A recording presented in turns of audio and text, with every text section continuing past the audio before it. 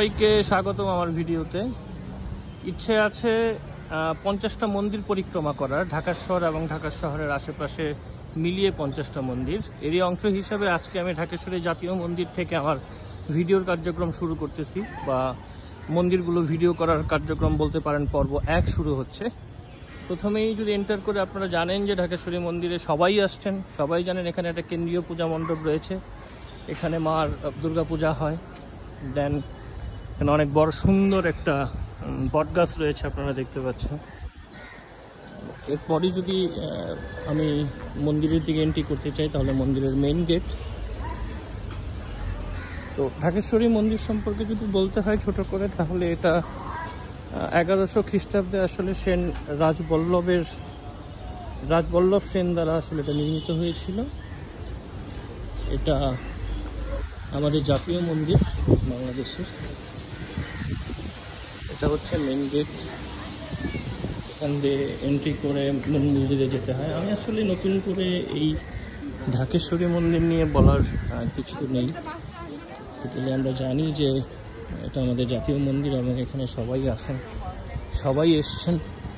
But আমি যেহেতু 50টা মন্দির পরিক্রমা করব, আমার ইচ্ছে ছিল 50টা মন্দির পরিক্রমা করার কার্যক্রম প্রথমে আমি ঢাকেশ্বরী মন্দির থেকে শুরু করব।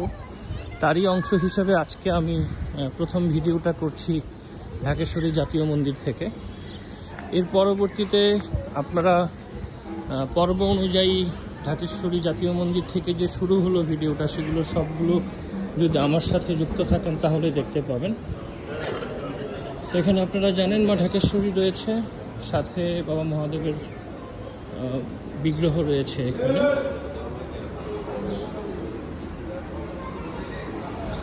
আপনাদের একটু দেখানোর চেষ্টা করি।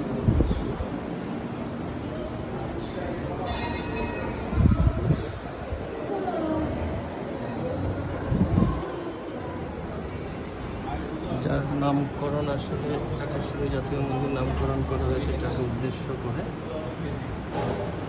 মা ঢাকেশ্বরী।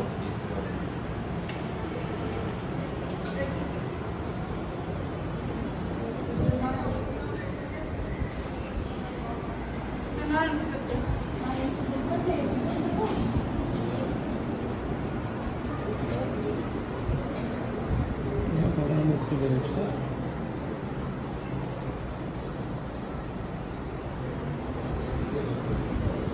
এটা বলছিলাম যে এই জায়গাটা আসলে পিসফুল একটা জায়গা, শান্তির জায়গা। আসলেই একটা শীতল পরশ অনুভূত হয়। দ্যাট মিনস এখানে